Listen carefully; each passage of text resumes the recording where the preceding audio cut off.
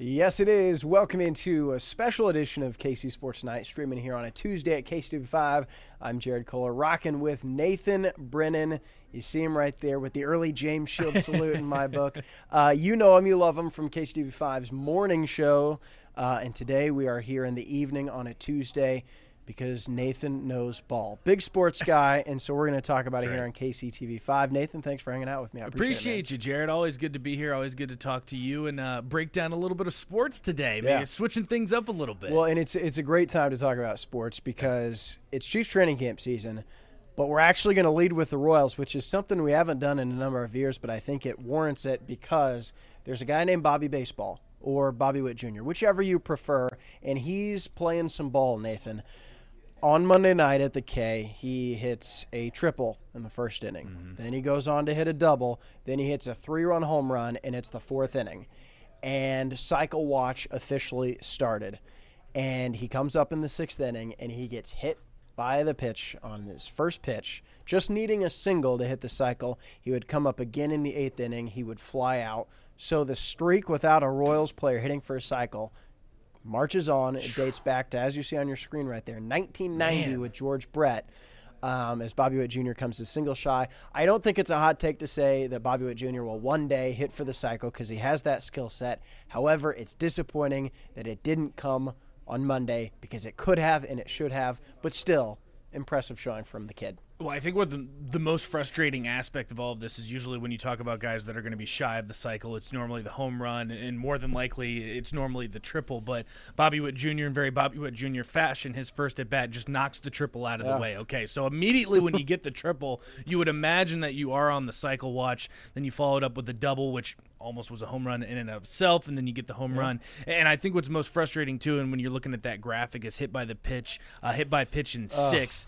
And I think what's most frustrating about that is when you see that fly out in the eighth, so he did ultimately have another opportunity to get that single, which is all that he needed to complete the cycle. But you would imagine that would mess with the player's head, right? I mean, you got to be kidding me. You go 3 for 3 to start out the game. You're teeing off on the Diamondbacks, and then ultimately and you got the whole stadium hit by pitch, rooting for it. Which shout out to Royals fans. If you were at the K last night and you were one of those that were booing, shout out to you. That was awesome. If I was at the K, Jared, I probably would have been booing right there with everyone. So that was awesome to see. But it's definitely frustrating. That's why you go to the ballpark, because you never know what you'll see. You never know what you'll see. On Monday night against the Diamondbacks, right, to see a cycle would have been great.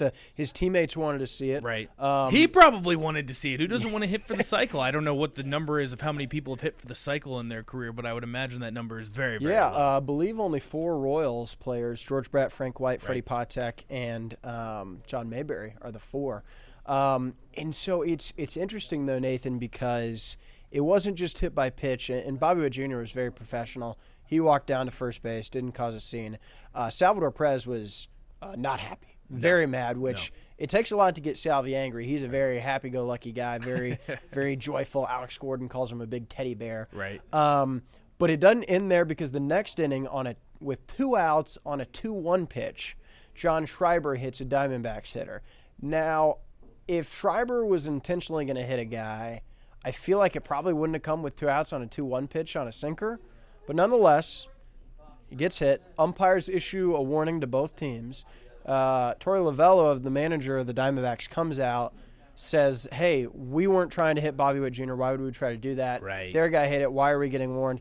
He gets ejected. The interesting thing is that then Lovello calls over Salvador Perez and says, hey, just to let you know, we weren't trying to talk to Salvi. Matt Contreras like, hey, don't talk to my guy like that. That's kind of crossing the line, I feel like. And then other stuff was said to Salvi. You had both sides kind of chirping each other. Salvi starts yelling, just very angry, saying we don't know what he was saying to the Diamondbacks. Right.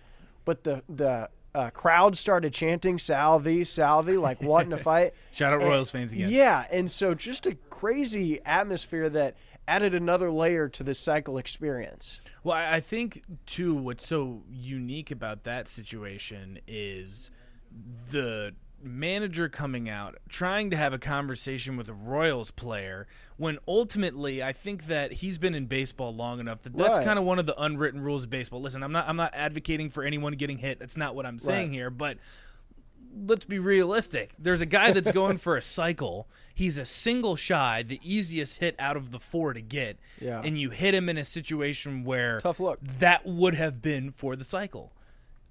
I'm not saying to hit anybody, yeah. but ultimately speaking, you should know as a manager that's been a part of the game of baseball, it's an unwritten rule, and hey, maybe we just take a step back for a second. And I don't think it was intentional because it wasn't like a fastball. I would agree with you. And it wasn't like right in his back. You know, it barely got him. But when that happens, knowing the circumstance, you got to kind of know that, hey, that's going to anger the Royals. They might come back and hit a guy, and, you know. As they should. Right. I agree if you say, hey, there shouldn't be a place for that in baseball. I understand. But that's, you know, listen, Royals fans were pissed, and Royals fans were wanting probably a Diamondback to get hit in the back. You know, nothing serious, of course. After the game, I was in the clubhouse. A couple funny quotes. One, Bobby Witt Jr. said, you know, I guess when he was feeling the pressure of singles, like, I guess I don't know how to hit a single. Power move. All right, kids. He's good for him. I mean, since the All-Star break, he's just been on another level. On a tear.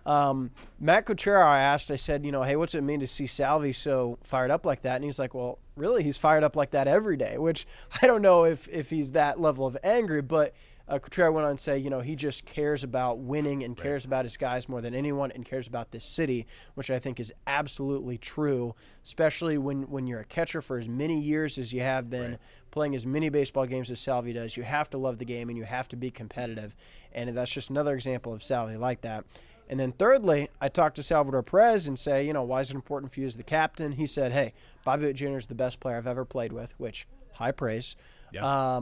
Apparently, Bobby Jr. is better than James Shields. I guess that's fine. But no, so he's sticking up for his guy. But then he says it was great to see Royals fans getting into it, hearing the crowd, and he said, I think they wanted to come out in the field and fight too. And that's special, Nathan. Right. That's why you go to a baseball game, for that kind of environment, but it's not a guarantee. There's been a couple summers where Royals fans, you know, team hasn't been good, so the attendance hasn't been great. But right now you can feel the fever. And so to hear Salvi respect the fans in that way, that's pretty cool. And I think ultimately that's part of the conversation that you're having, too, is that, as you mentioned, I don't think it's a surprise to Royals fans. The last few seasons haven't been great. I mean, for crying out loud, since that World Series, when I was just talking to my buddies about this earlier today, since 2015, there hasn't been a winning season for the Royals. I mean, it's kind of unbelievable to even grasp that it's been 9 seasons without a winning season. Hopefully, fingers crossed, everything continues on the path that it is right now, and the Royals will have a winning season and hopefully ultimately make the playoffs. But when the Royals are rolling, it is one of the situations where they have some of the best fans in baseball, and I've been very fortunate to be here for a year and a half, and I've seen both perspectives of that. As last year, you get in for $6, you sit right behind home plate, and you take someone's seat just to make sure that the stadium looks more full than it actually is. But on the flip side of that, the atmosphere has been awesome. I actually took a video and posted it to X or Twitter the other day too, of the line to get into a Royals game,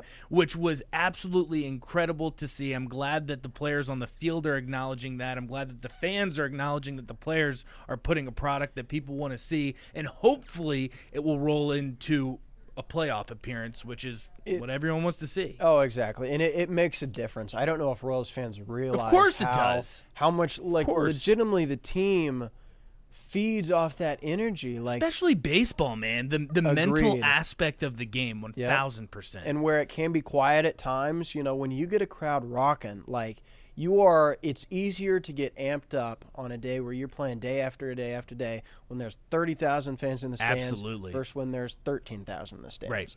And listen, it's hard-earned money, so I understand why people may or may not get out to the K, but it's a team that's great to support right now. They're a fun team, and they appreciate that joy, especially Salvi. For the record, KC5 does not condone Nathan Brennan moving into seats that aren't his. I was not a part of that. I appreciate that. But no, it might have happened a time or two.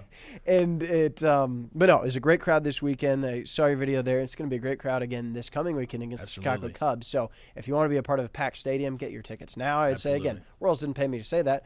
But you also don't have to wait to the weekend. Right now, Alec Marsh takes the mound tonight on Tuesday, and then you've got Michael Walker taking the mound on Wednesday as they finish out this series against the Diamondbacks. Royals have won 8 of their last 10. As you see on the screen there, they are tied for the second wild card spot, now with a 2-game lead in the wild card race over Boston, who's lost the last 4. Yeah. And they are quietly approaching the Cleveland Guardians for first place in the division. They're still tied with the Twins, so the AL Central is quite the race right now. Right. But they're only 4 back of Cleveland. Nathan, your thoughts on this overall Royals squad? Well, I think that ultimately, when you look at the landscape of this season and the added wild card, I think that it's not unrealistic for the expectation for Royals fans, and I don't want pitchforks and torches if this doesn't happen, but I think the expectation should be making the playoffs at this point. I love that you threw up that graphic 4 games back at Cleveland, and I just keep thinking back to that series just a few weeks ago when Cleveland came here to Kansas City and played at the K. The Royals won that series 3-1, and I feel like since then it's just been kind of a slow progression of getting better throughout the season. You have a front runner for the MVP, or they say it's Aaron Judge, but in my opinion, it's Bobby Witt Jr. As of today, he's actually past Judge in WAR. So really, okay. So in my opinion, the front runner for MVP, you have Salvador Perez, who is a first ballot Hall of Famer, and you have arguably the best rotation, arguably the best rotation in baseball when you throw in Seth Lugo, who is, I believe, the front runner for the Cy Young, and then Cole Reagans, Alec Marsh, having a great season as well. Brady Singer is having, who I thought should have been an all-star for what it's worth, also should have been in consideration for that. But I think if you look at this team collectively and you say the outlook of this team, there's no reason that you should not have the expectation to make the playoffs. And I know that's kind of crazy to think that last year you have the second to worst record in baseball. You've matched that win total already. But I think if you're thinking about going to the K, and we just mentioned those crowds, those fans are expecting it. And I think that that's a very realistic expectation. Well, and the Royals play great at home. Like their record one of the best. Home versus road is a thing. Part of that's due to the ballpark. You know, they're built to play at the K, and they like playing there. But no, it's the type of thing where you don't want to be disappointed if they fall a couple games short, because last year this team lost 106 games. Right. But when you start the season 15 games over 500, when you're 11 games over 500 now late in July, and you see a 2014 team that was 2 games under 500 late in July, go on, make a run all the way to the Game 7 of the World Series, you know what's possible, and that's something to watch for. Now, if you're watching us on the stream, you can see the headline says the Pasquatch, and you're like, Jared, what does that have to do with anything? Well, fun fact, Nathan Brennan, longtime best friends with Vinny Pasquantino. Is that what we're going with? That's a little bit of a stretch. That's maybe the headline. Then when you read the story, Nathan, there is a little bit of a connection with you and the man they call the Pasquatch. Absolutely. So if you go to the K, when you look up at the crown and you see where each player is from, you'll see that Vinny Pasquantino is proudly from Richmond, Virginia. Also where I grew up, and I actually played baseball in middle school with Vinny. So it turns out that maybe one of us turned out to be the better athlete. Who is that? Me. Okay, if we're saying objectively, I would say me. No, Vinny was always awesome. We haven't seen Vinny in other sports. That's right. You know, that's right. We don't know. We've just seen him play baseball. We'll give him the edge in baseball, in croquet. Yeah, right. I was about to say, what are the yard games when you drink a few beers? Exactly. Cornhole. I will challenge Vinny Pasquantino to a game of cornhole right now. But grew up with playing middle school baseball with Vinny. It was actually funny enough, too. I saw him on opening day. He was doing an interview with MLB Network, and I went up to him, and I was like, hey, man, been following you. Just moved to Kansas City here about a year and a half ago. Nathan Brennan. He gave me the... So, no, I can say he doesn't remember me. Of course, I remember Vinny because he was better than everyone else, and he was 6'6" by 14 years old, for crying out loud. But then I mentioned some of our mutual friends, and then kind of, the wheels started turning a little bit in his mind. But it was awesome to see him. It's awesome to see him represent the great Commonwealth of Virginia as well. Yeah, so definitely cool. But it really a full circle moment. I mean, you wouldn't think that two kids from Virginia would end up in Kansas City, one covering the Royals and then one playing for the Royals. And again, you can decide amongst yourselves who the better athlete out of those two are, but awesome to see the full circle moment. With your morning shift, can you confirm or deny that you are the Pasquatch that walks on top of the Hall of Fame building? I cannot confirm or deny. Okay. I'll leave that up for interpretation. I'm just saying as the schedule, the math is mathing, all right? The math does math. 5 in the morning, Pasquatch at night. Yep. We'll leave that up to the viewers' You can decide. Don't try and talk to me when I'm in the costume, though. That's what I'll say. All right. So we love Royals baseball here in Kansas City, and it's an exciting time, mainly because very exciting time. While Nathan's in the morning, Royals at night, we also have Chiefs in the morning, Royals at night. what a great time for sports in Kansas City that we just consistently have something awesome to look forward to. Right now, the reigning back-to-back Super Bowl champion Chiefs are practicing in St. Joseph, Missouri. The headline from training camp practice today on Tuesday is the wide receiver Xavier Worthy missed practice with an illness for a second straight day. Not great that he's not out there, however, good that it's not an injury that's causing him to miss practice because he missed a lot of OTAs with a hamstring injury. And the other headline is that Patrick Mahomes was on another level today, throwing deep balls left and right to Hollywood Brown, Rashee Rice, who's throwing across his body to Justin Watson. Had like a kind of no-look pass to Nico Remigio.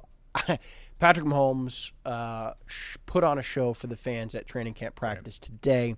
Nathan, you were at the first two camp practices open to fans, talking to fans. What were your impressions of training camp in St. Joe on the campus of Missouri Western? Well, I will be the first to tell you I was not able to make it out to training camp last year, either covering or as a fan. So this was my first real time going to training camp and actually seeing it in person outside of just seeing it on KCTV5. But it was awesome, man. I tell you what, I know that it hasn't always been like this, and that was kind of the general consensus that I'm getting from fans is that, hey, enjoy it while it lasts. It wasn't always like this. I mean, there were some brutal years that we went through, but I think at the same time you need to sit back and enjoy what we have in Kansas City right now. Because, Jared, I mean, you mentioned that with the Royals right now and then knowing that the Kansas City Chiefs are going to be a Super Bowl contender, it is an awesome time in Kansas City, and it's really just cool to see people enjoying it more than anything because – you look at this team, and as long as Patrick Mahomes is your quarterback, as long as Andy Reid is your head coach, you have a fighting chance. Yeah. And I would say over half the teams in the NFL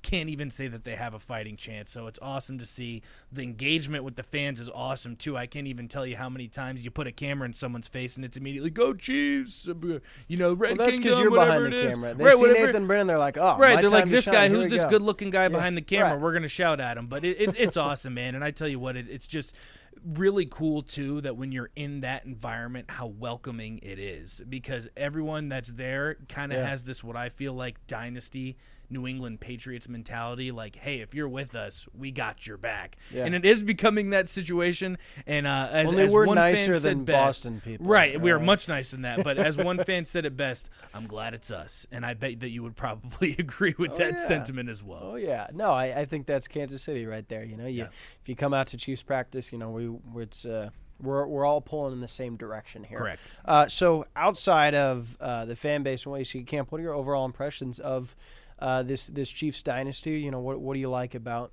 what Kansas City's putting on the field? Well, I'm interested to hear what you have to say about this one too, because I feel like every time I scroll on Twitter, I'm seeing how did the NFL let Xavier Worthy fall to the Kansas City Chiefs.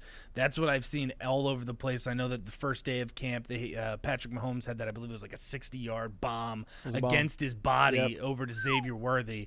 And it's like, hey, maybe flashbacks of Tyreek Hill. I want to pump the brakes a little bit on that. But you talk about a speedy guy on the outside, a perfect complement to now Hollywood Brown, of course, Travis Kelce, your guy up the middle as well, too. So I think that the receivers. Guy, good friend. I know, of me course and I'm going to say Travis. your guy. But I think the number one thing I'm taking from camp, and I bet a lot of Chiefs fans would probably agree with this, is ultimately the receiving core, because that was what had been talked about so extensively last training camp, into the season, into the postseason even. And now I feel like the conversation has completely flipped that, hey, maybe Patrick Mahomes has too many weapons. Who is he going to decide to throw to? Right. Which is crazy because we had not had this conversation 6 months ago. Yeah. No, I mean, just seeing the amount of deep ball attempts and completions at training camp, this was not happening the last couple of years. No. And that just opens up the offense for everybody, for the running game, for the tight ends. And then if they start playing deeper and they take that away, well, then you're going to dink and dunk them to death. And it just opens up the offense in such a great way for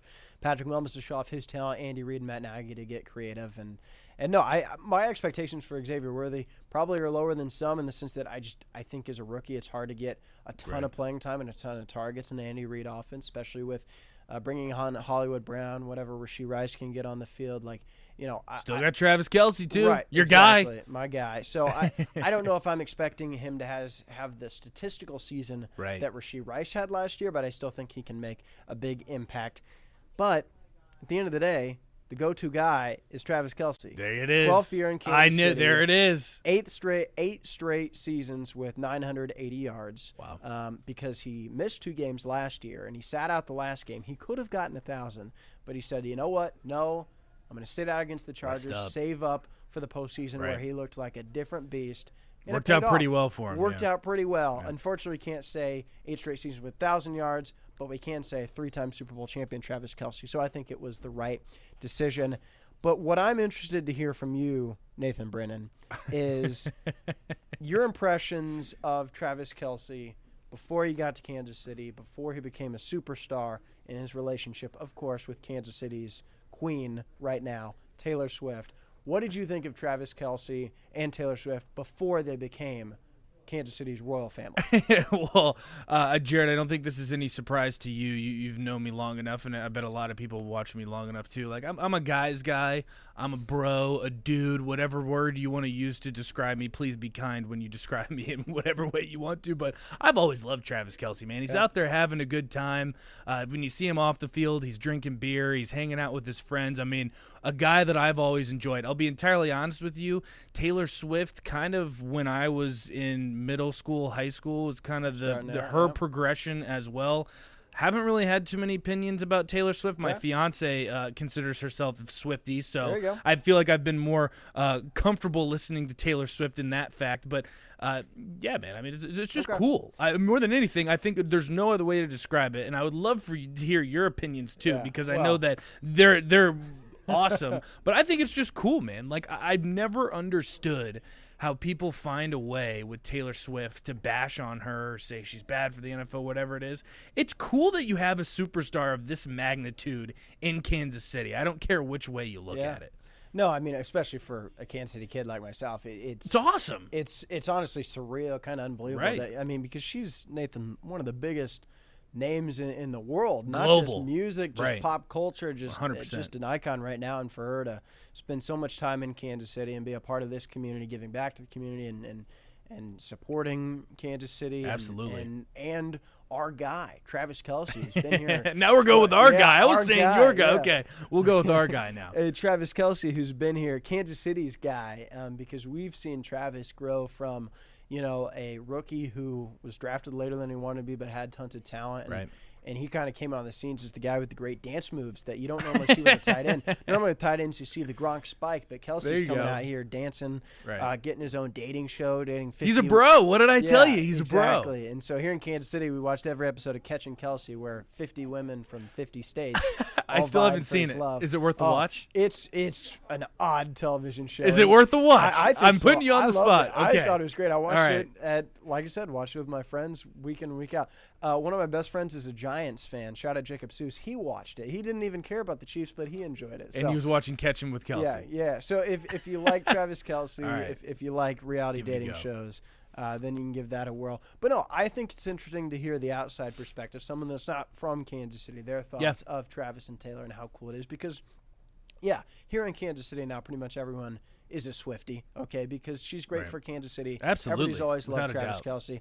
I was a massive Swiftie, not in the sense that, I've never seen her in concert, so I'm not forking over the thousands of dollars, but I will listen to a lot of T Swift on the old Spotify account. The OG T Swift. We're about the same age, too, so I know what you're listening to. And I'm not ashamed of it. Right, OG, but also Folklore. Big fan. Okay. Just gonna get that out there. This show, you put that on a hot girl walk, and you're feeling great. Yeah, there you go. You're just thinking about life and thinking, man, life is good, or not. Life is wherever good. You're at in your headspace. Life in Kansas City is good. I'll tell you that exactly. much. So I think it's a cool time, and I'm glad that you can also appreciate this moment of time and that we're in, and that it's not like this everywhere else, where we have one of the biggest.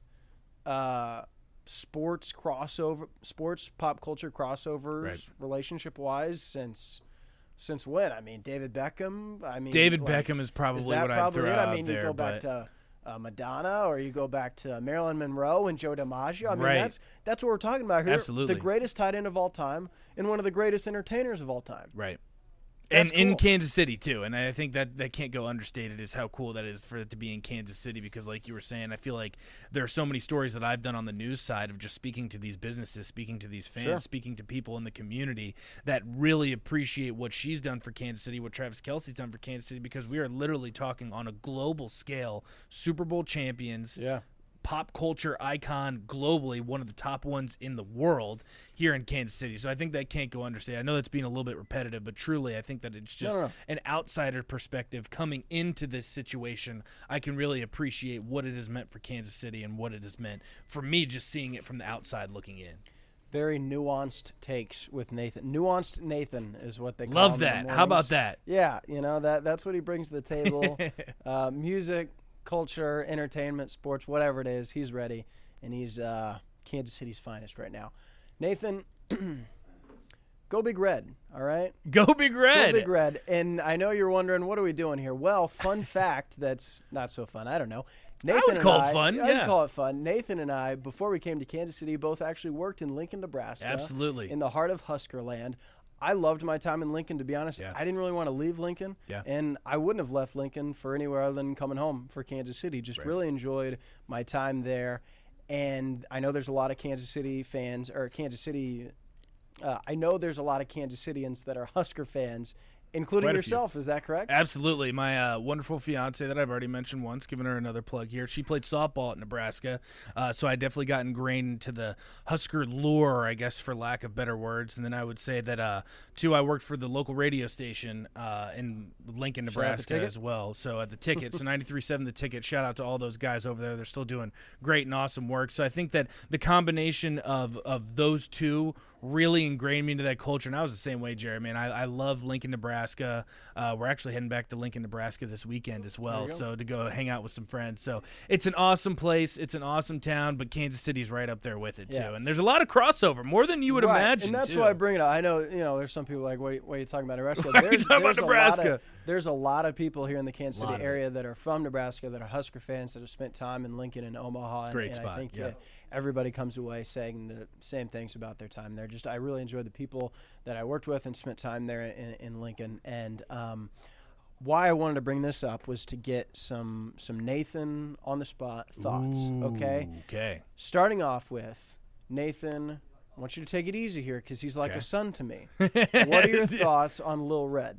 Little Red, oh my goodness gracious, this is putting me on the spot. I don't hate Little Red as much as other people do. I understand what they're going for. I mean, your target is obviously kids, but I think that is so funny that you bring that up because that is one of the most controversial topics in Lincoln, Nebraska, which is awesome because that means that you're a very passionate fan base. You care about your school, you care about your community, but I don't have as much of a hot take as maybe you're looking for. I'm fine with Little Red. I think he's fine. Brad Stevens, but is he against Lil Red? It's like I could do without Lil Red, dude. It's a thing. I'm telling you. I don't know what it is. I love Lil Red. You love Lil Red. The optimism that he brings to Husker games. Is that what it is? The pure joy, the innocence of the. I mean, he's just a baby, is what he is, and he just brings the energy to the Devaney, to Memorial Stadium. To Pinnacle Bank Arena, hopping up and down. He jumps on his head. He gets upside down and jumps on his head. Well, since Lil Red was introduced, though, Nebraska football hasn't looked so great. So maybe that has something to do with it. But volleyball, I like that you brought up the Devaney. The volleyball team has done fantastic, so maybe he's their saving grace. Yes, shout out Greg Daly as well. Okay, so Lil Red, I'll take it. You weren't as pro Lil Red as maybe I would have liked. But I'm kind of in the middle. So I'm not anti Lil Red. I'm not on the Brad Stevens level. Are you pro Herbie the Husker? Of course. You got to be pro Herbie the Husker. So you like Herbie more than Lil Red? Oh, yeah. Okay. I like the Have classic. you seen Herbie without a hat on? I have not seen. Great look. Well, have you seen the OG Nebraska logo? It's the Corn Man. Yeah, no. They could bring back the creepy Corn Man. He is scary. No, I'm glad. Now that we can agree on. Some earlier iterations of Herbie were like, what are we doing here? Yeah. They've cleaned him up a little bit. Nebraskans have no room to complain about Lil Red when we have that in the closet. That's right. Lil Bring Red back Corn is just Man. Fine. Okay. There you go. All right. So we got our mascots out of the way. Let's hit the food topics here. Okay. Runza, your thoughts on Runza. You gotta like the Runza. I mean, it's a You Nebraska say staple. you gotta like You it. gotta You no. gotta? That's the thing. If you have spent any time in Lincoln, Nebraska, I'll say maybe if you're visiting, I won't hold you to it as much. But if you spent any time in Lincoln, Nebraska, I feel like it's a rite of passage to say that not only you've tried a Runza, but you like the Runza. I to be honest with you, I've had many people visit from Lincoln, Nebraska. I've had many wonderful friends that have made the trip across the country to get to Nebraska because it is basically in the middle of the country, and they were not huge fans of the Runza. As someone who has lived in Nebraska, I will say that I appreciate the Runza. Okay. I like the Runza, and every Nebraskan I've talked to also likes the Runza. I'm hoping that my theory holds up with you as well until you start bashing the Runza. Yeah, I'm fine with Runza the chain, the Nebraska chain, but the Runza The pocket sandwich itself. No. I mean, I'll eat it if I'm Tom Hanks on an island, but like, if I'm going to Runza, I'm getting like the chicken wrap, maybe chocolate milkshake, maybe the Big cookie time sandwich. Yeah, they got good fries too. Yeah, get some fries. I just don't know if the first choice is a Runza. But you can appreciate the Runza, right? I can. Okay. But I don't know why Lil Red might be more controversial in Nebraska than a Runza sandwich. That doesn't make sense. The Runza supposedly, and I didn't know this until I got to Kansas, there's supposedly a Runza in Lawrence. Lawrence, right. What is that about? I thought don't it was only a Nebraska thing. Pretty much, yeah. It's like Nebraska and then a rogue Runza for, Just randomly. We're going to throw it in Lawrence, and that'll work out. Sorry to that Runza. I don't support that. Now, that I'm okay with. Yeah, Nebraska only Runzas. There if you're eating a Runza outside of Nebraska, it feels wrong. It feels dirty. It's wrong. It doesn't feel right. Okay, next up on the list, Valentino's Pizza. Your thoughts? Valentino's, man. I can only really recall one time I had Valentino's pizza. We had very different Nebraska experiences then because I had Valentino's 500 times. Not really very often by choice. That was the Husker Athletics food that they provided. Was the Valentino's pizza. Every single Monday football press conference, every single basketball game, every single volleyball game. So you're a Valentino's connoisseur. By default, by the sense that that was the free food that was given. You either eat that or you go out and buy food. And free food is free food 10 times out of 10. Yeah. I will say, though, full transparency, I'm not a huge pizza guy. Wow. I don't eat that much pizza. I mean, obviously, when you look at my figure, you can tell that I don't eat much pizza. But no, all jokes aside, I don't know what it is, man. Pizza's never really been my thing. So I've had it maybe once or twice. Really it's okay. Take. It's okay. Okay. It's all right. That's fair. I'm not eating it as much as you. Well, yeah, and I haven't eaten it obviously in a while, but I had it every week to where I'm just. Do you like it then, or are you sick of it? I think I liked it because it was free and I was hungry at those Husker games. So it works. So gets the job done. Right. So that's where I was curious to see, how, like, I know it's a Nebraska pizza, but those that don't have it forced down their throat all the time or conditioned to love it. So it gets the job done. Okay. While we're on weird, do you like chocolate chip cookies? Because that might be okay. Oh, of course. Okay. Of course. I'm very passionate. I'm passionate about the chocolate chip cookie. So if pro chocolate chip cookie. Okay, good. If are you pro? So that's what I'm saying. Yes. I think that's been in my Instagram bio for 10 years that I'm a big fan of chocolate chip cookies. Interesting. And Twitter bio actually, both. That's kind of my brand there. My brand for J. Cole. Ready? Lil Red Pro. Chocolate chip cookies pro. Salvador Perez to the Hall of Fame pro. Who is not pro? Yeah. Okay. So we're drawing the line at the Runza. So those are the big three. Okay. After that, you don't really need to know. And pro Taylor Swift. All right. So who have you spoken to that is not pro Salvador Perez in the Hall of Fame? All the analytic nerds that talk about his framing. His framing has not been graded well for a while. Was he like a 7-time Gold Glover? Yeah, I think 5-time. 5-time? Yeah, give me a break. His Fangraphs WAR and Baseball Reference WAR is not as high. Come on, man. First ballot.